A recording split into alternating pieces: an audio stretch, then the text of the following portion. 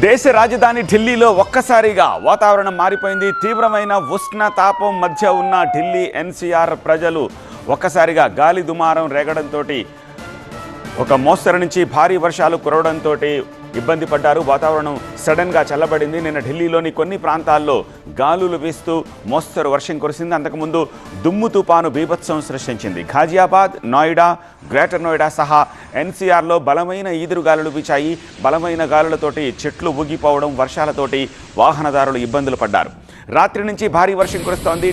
దీంతో ఢిల్లీ ఎన్సీఆర్లో జనజీవనం తీవ్రంగా ప్రభావితమైంది. కుండపోతగా కురిసిన వానతోటి లోతట్టు ప్రాంతాలు జలమయమయ్యాయి. అలాగే రోడ్లపై అండర్ పాసుల్లోనూ భారీగా చేరింది వర్షపు నీరు. కొద్ది రోజులుగా వేడి గాలులతో ఇబ్బంది పడ్డ ప్రజలకు నిన్న రాత్రి కురిసిన వాన ఉపశమనాన్ని ఇచ్చింది.